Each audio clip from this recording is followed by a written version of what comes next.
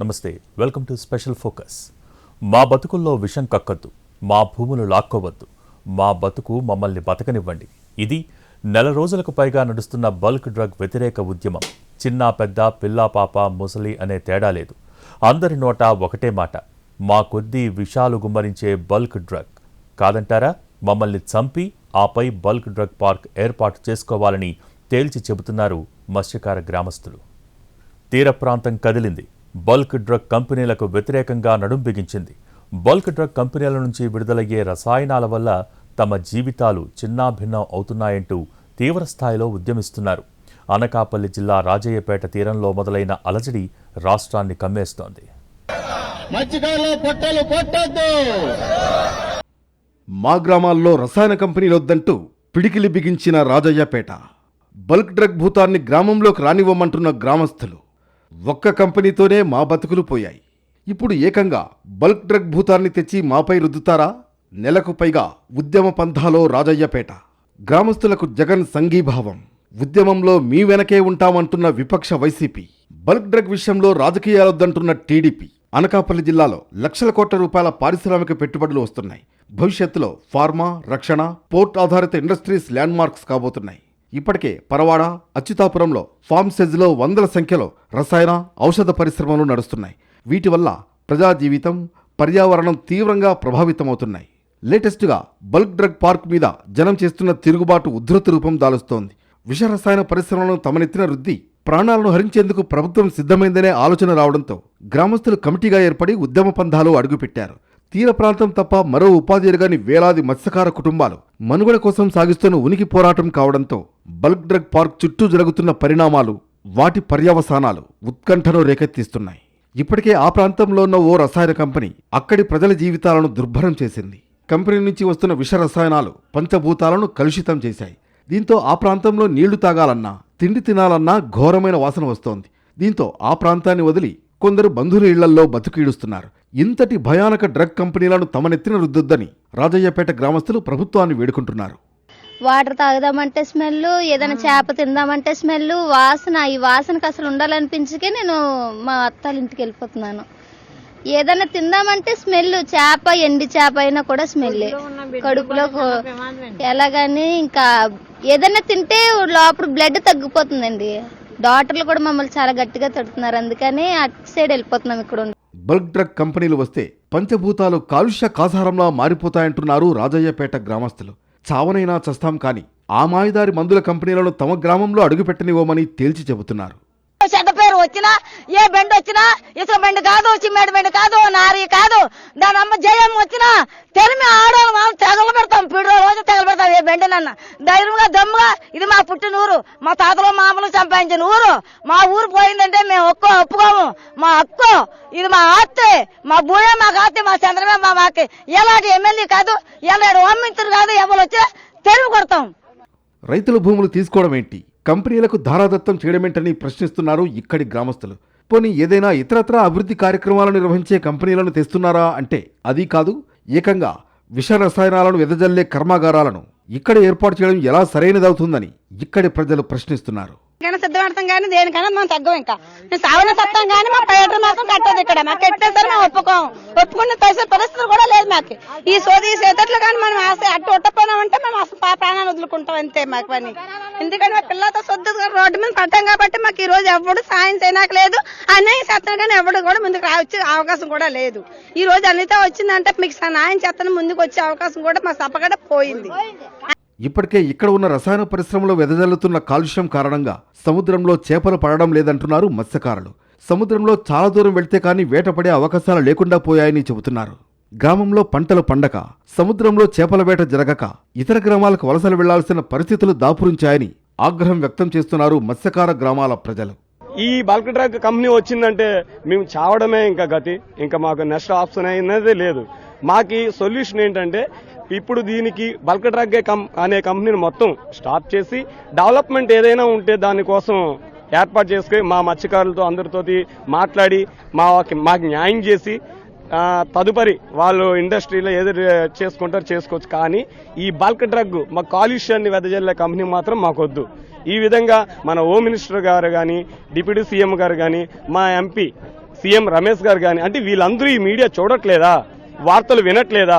మొన్న అంత మేమేదో మా బాధని చూపించుకుందామని హైవే వరకు 6 కిలోమీటర్లు మా మహిళలు మగాళ్ళు అందరూ అక్కడ వరకు నడిచెళ్ళి అంతా చేస్తే కనీసం ఒక్కరు కూడా ఇక్కడ మత్స్యకారులు, రాజీపేట మత్స్యకారులు రోడ్డు ఎక్కారు, దానికి మేము వస్తాం, మేము అండగా ఉంటామని ఒక నాయకుడు, ఒక మా హోమ్ మినిస్టర్ కాదు, మా మంత్రి కాదు, సీఎం రమేష్ గారు కాదు, మా పవన్ డిప్యూటీ సీఎం కాదు, ఎవరూ రాలేదండి. విష రసాయన కంపెనీల కోసం తామెందుకు తమ పుట్టిన ఊరును వదులుకోవాలని గ్రామస్తులు ప్రశ్నిస్తున్నారు. మా ప్రాణాలు పోయినా పనులు జరగనివ్వబోమని తెగేసి చెప్పేస్తున్నారు. ఇతర ప్రాంతాల ప్రజలు వ్యతిరేకిస్తే వెనక్కు తగ్గిన ప్రభుత్వం తమ మీద ఎందుకు కక్ష కట్టిందనేది మత్స్యకారుల సూటి ప్రశ్న. ఇందుకు యంత్రాంగం దగ్గర నిర్దిష్టమైన సమాధానం లేదు. ఈ నాయకులు ఏమనుకుంటున్నారంటే కొండ గొర్రెలు అట్టోళ్ళు మంచిలు అరుచుకుంటా అలా నీళ్ళు గారిపోతాలని నిర్ణయం తీసుకొని ఉండొచ్చు అనుకుంటున్నాను నేను. కానీ అలా నిర్ణయం తీసుకోవే, ఒక్కదానికి నిర్ణయం తీసేసుకోయా ఇంత నీళ్ళు గారిపోయాం. మరి ఇంకో దానికి ఎలా నిర్ణయం తీసేసుకుంటాం అనుకున్నారు వాళ్ళు? ప్యానాలైనా పరితగింతాం కానీ ఈ నిర్ణయం తీసుకోవడం, వెనక్కి తిరిగిపోవడం, కొండగొర్రెలు అర్చి మంచిలు దాకా మళ్ళీ అత్తారని అనుకోవడం వాళ్ళు మూర్ఖతం. కంపల్సరిగా మాత్రం మా ప్రాణాలైనా ఇస్తాం కానీ ఆ కంపెనీకి మేము సోటేము. ప్రజల ప్రాణాలతో చెలగాటమాడే ఫార్మా పరిశ్రమలపై తాడోపేడో తేల్చుకోవడానికి సిద్ధమంటున్నారు రాజయ్యపేట మత్స్యకారులు. దాదాపు 30 రోజుల క్రితం గ్రామంలో మొదలైన వ్యతిరేకత శాంతియుత ధర్నా పేరుతో నిరసన దీక్షలు వేసే శిబిరానికి కారణమైంది. రోజు 100 మంది మహిళలు ఇక్కడ కూర్చుని ప్రభుత్వానికి వ్యతిరేకంగా నినదిస్తున్నారు. చేపల వేటకు వెళితే తప్ప పూట గడవని మత్స్యకారులు గ్రామంలో కాపలా కాస్తున్నారు. సుమారు 50-60 వేల మంది జనాభా నక్కపల్లి మండలంలో చనిపోయే పరిస్థితి ఉంది. ఆల్రెడీ ఉన్న రసాయన పరిశ్రమ వల్ల ఇప్పటికే క్యాన్సర్, బ్రెయిన్ ట్యూమర్ అనేక రోగాలతో హాస్పిటల్ చుట్టూ తిరుగుతున్నారు. మరి ఈ బల్క్ డ్రగ్ పార్క్ వస్తే ఈ మండలం అంతా ప్రజలందరూ కూడా ప్రాణాలు పోయే పరిస్థితి ఉంది. మరి దీన్ని తీవ్రంగా వ్యతిరేకిస్తూ పోరాటం చేస్తాం. బల్క్ డ్రగ్ ఆగే వరకు కూడా ప్రాణాలు పోయినా సరే అక్కడ పెట్టనము. ఈ బల్క్ డ్రగ్ ఏర్పాటు ప్రక్రియలో అడుగడుగునా నిబంధనల ఉల్లంఘన జరుగుతోందని రాజయ్యపేట గ్రామస్తులు ఆరోపిస్తున్నారు. ప్రజల్లో కాకుండా ఎంఆర్ఓ ఆఫీసులో ప్రజాభిప్రాయ సేకరణ నిర్వహించడంపై ప్రశ్నిస్తున్నారు. 1200కు పైగా ఎకరాలు సేకరించాల్సి ఉండగా కేవలం 400కు పైగా ఎకరాల భూములు సేకరించి ప్రాజెక్టు ఎలా మొదలు పెడతారని ప్రశ్నిస్తున్నారు. ఇక్కడ అంతా కూడా చట్టాలను ఉల్లంఘించి జరుగుతూ ఉన్నాయి పనులు. 1270 ఎకరాలు బల్క్ డ్రగ్స్ పార్క్ ఏర్పాటు చేయడం కోసం రాష్ట్ర ప్రభుత్వం కేటాయింపు చేస్తే ఇప్పుడు కేవలం 454 ఎకరాలు మాత్రమే రాజీపేట రెవెన్యూ పరిధిలో సేకరించారు. ఇంకా 816 ఎకరాలు సేకరించాలి. దొండవాక, చినితేనేర్ల, పెదతేనేర్ల, సిహెచ్ఎల్పురం, జానకీపేట, ఉప్పమాక, ఎన్నర్సాపురం, రాయవరం మండలంలో గుర్రాజపేట ఈ గ్రామాల్లో 816 ఎకరాల భూములు సేకరించాలి. ఆ రైతులు ఎవరు కూడా భూములు ఇవ్వడానికి సిద్ధంగా లేరు అని కరాఖండిగా చెప్తా ఉన్నారు. ఇటువంటి నేపథ్యంలో భూములు పూర్తిగా సేకరించకుండా ఆగస్టు 6వ తేదీన ప్రజాభిప్రాయ సేకరణ నిర్వహించారు. ఇది చట్ట ఉల్లంఘన. ప్రజాభిప్రాయ సేకరణ నిర్వహించకుండా ఇక్కడ నిర్మాణాలు ప్రారంభించకూడదు. 2025 జనవరి 8వ తేదీన విశాఖపట్నం నుంచి దేశ ప్రధానమంత్రి, రాష్ట్ర ముఖ్యమంత్రి, రాష్ట్ర ఉప ముఖ్యమంత్రి ఇక్కడ బల్క్ డ్రగ్స్ పార్క్ ఏర్పాటు చేయడం కోసం వర్చువల్ గా ఇనాగ్రేషన్ చేసిన మొదటి రోజు నుంచి ఇక్కడ పనులు చేపడతా ఉన్నారు. ఇది కూడా చట్ట ఉల్లంఘన. అంతేకాదు కేంద్ర పర్యావరణ అటవీ మంత్రిత్వ శాఖ అనుమతులు నేటి వరకు కూడా లేవు. ప్రజాభిప్రాయ సేకరణ జరిగి ఈ రోజుకి 54 రోజులు పూర్తవుతా ఉంది. ఆ రిపోర్ట్ ని ఇప్పటికి కూడా ఎక్స్పర్ట్ కమిటీకి పంపించలేదు. కూటమి ప్రభుత్వం అధికారంలో ఉందని తాము రోడ్డెక్కి పోరాటం చేస్తుంటే ఏ ఒక్క నాయకుడు ఎందుకు ముందుకు వచ్చి తమకు అండగా నిలబడలేదని వారు ప్రశ్నిస్తున్నారు. ఎవరు మద్దతుగా ఉన్నా లేకున్నా తమ పోరాటం మాత్రం ఆగదని తేల్చి చెబుతున్నారు గ్రామస్తులు. తీరంలో అలజడి కూటమి సర్కారుకు ఊపిరాడనివ్వటం లేదు. సొంత నియోజకవర్గంలో రగిలిన ఉద్యమం చల్లార్చడంలో హోంమంత్రి అనిత విఫలమయ్యారు. దీంతో సమస్యను ప్రభుత్వం దృష్టికి తీసుకెళ్తామని చెప్పి వెళ్లిపోయారు. ఆ తర్వాత అధికారులు, నేతలు ఎవరూ వారికి మద్దతుగా నిలబడలేదు. అయితే విపక్ష వైసీపీ నేతలు మాత్రం మత్స్యకారుల పోరాటానికి తాము మద్దతుగా నిలబడతామని భరోసా ఇస్తున్నారు. Visakhapatnam Chennai industrial corridor growth hub, పారిశ్రామిక అభివృద్ధి, ఉపాధి కల్పన పెద్ద ఎత్తున చేయాలనేది కేంద్ర రాష్ట్ర ప్రభుత్వాల ఆలోచన. ఈ ప్రతిపాదనలో భాగంగా పుట్టుకొచ్చిందే బల్క్ డ్రగ్ పార్క్. దేశీయ ఫార్మా పెట్టుబడులకు కీలక స్థానంగా మారుతుందనే అంచనాలు ఉన్నాయి. 2000 ఎకరాల భూముల్లో ఏర్పాటవుతున్న నక్కపల్లి ప్రాజెక్టు ఖర్చు సుమారు 1876,66 లక్షల రూపాయలు. జనవరి 2024లో ఆంధ్రప్రదేశ్ ప్రభుత్వం అడ్మినిస్ట్రేటివ్ శాంక్షన్ ఇచ్చింది.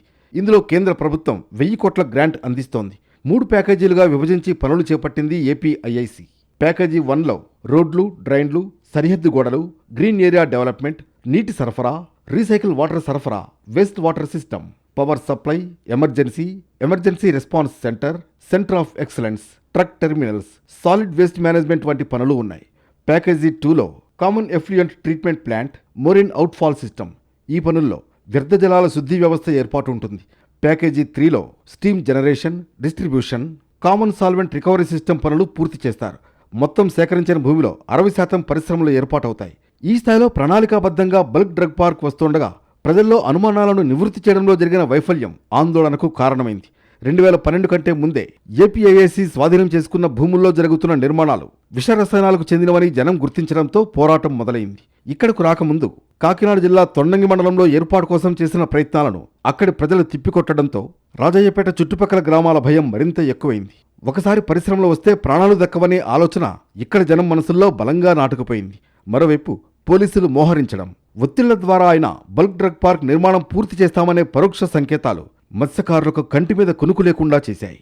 ఇంత మేము హెట్రో పైన 750 రోజులు ధర్నా చేసాము. అప్పుడు 2022 నాటికి కేవలం క్యాన్సర్ పేషెంట్లు 58 మంది చనిపోయారు.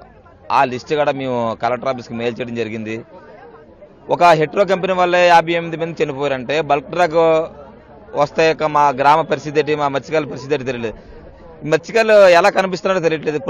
ప్రభుత్వం ఎలా ఉంటుందంటే రైతుల దగ్గర మత్స్యకారుల దగ్గర భూమి తీసుకొని ప్రైవేట్ సంస్థలు అమ్ముకుంటుంది. ఏం ప్రభుత్వానికి కంపెనీలు పెట్టే సత్తా లేదా? నాకు ప్రభుత్వ సంస్థలను నడిపించే ధైర్యం లేదా?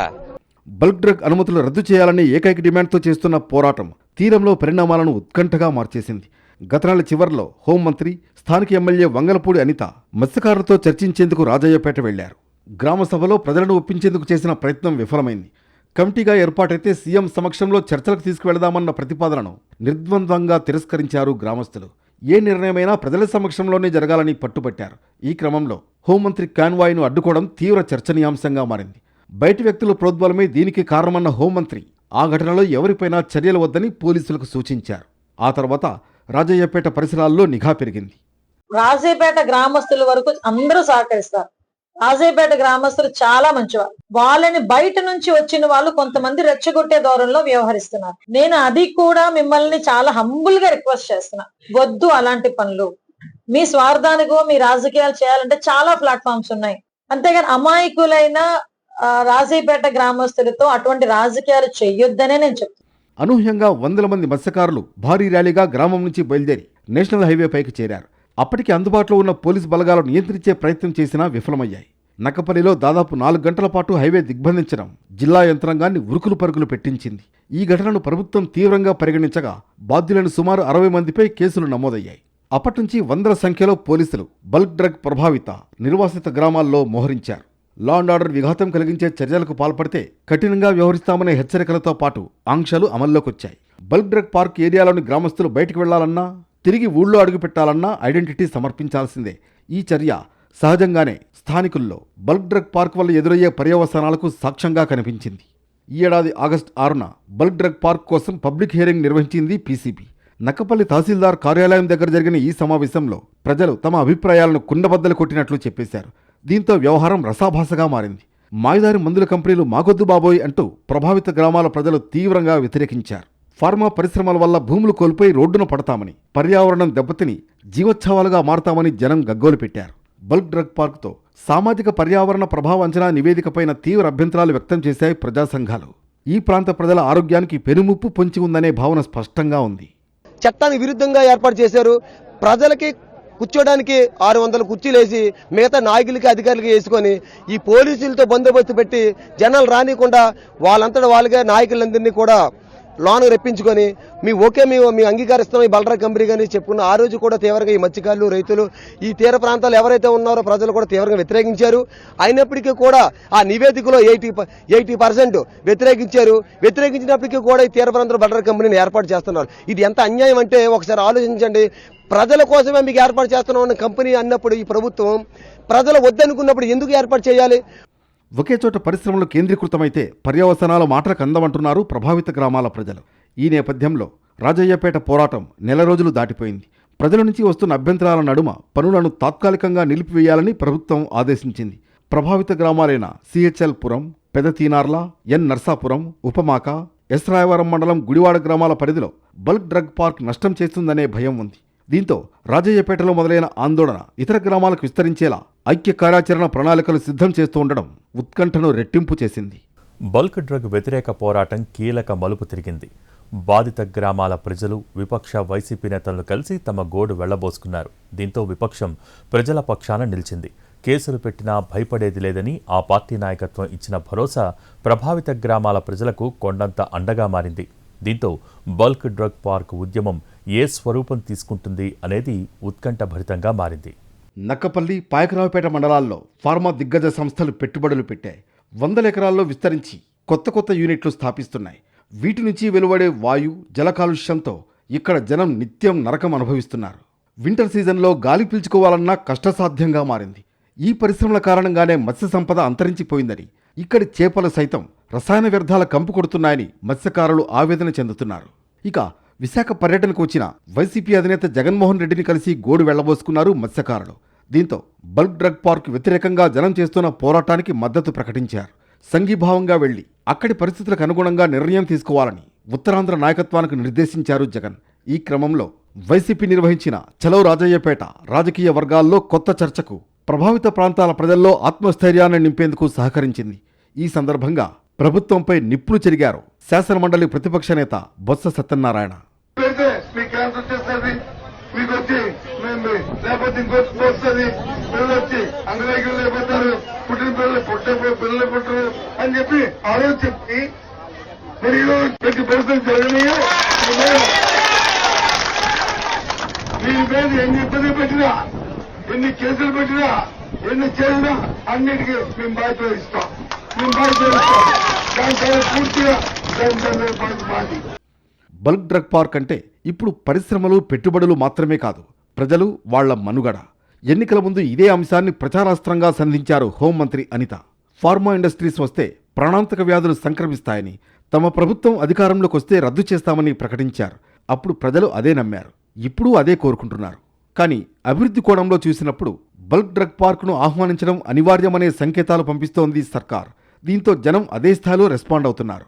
అభివృద్ధికి తాము వ్యతిరేకం కాదని, అయితే బల్క్ డ్రగ్ ఇండస్ట్రీస్ ద్వారా వద్దని తేల్చి చెబుతున్నారు. మరోవైపు జిల్లా యంత్రాంగం ప్రజల్లో గూడు కట్టుకున్న భయాల మీద ఫోకస్ పెట్టింది. కాలుష్య నియంత్రణ మండలి సహా వివిధ విభాగాలను రంగంలోకి దించింది. గతంలో ప్రజలు వద్దంటే కాకినాడ SEZలో భూములు తిరిగి రైతులకు ఇచ్చిన ఘనత తమదని, ఆ దిశగానే బల్క్ డ్రగ్ పార్క్ ఇష్యూ పరిష్కరిస్తామని హామీ ఇస్తోంది వైసీపీ. బల్క్ డ్రగ్ పార్క్ వ్యతిరేక పోరాటం తీవ్ర రూపుదాల్చింది. అయితే అభివృద్ధి దృష్ట్యా అనివార్యమంటోంది ప్రభుత్వం. దీంతో ఈ సమస్య ఏ విధంగా పరిష్కారమవుతుందన్నది అంతు చిక్కని ప్రశ్నగా మారింది.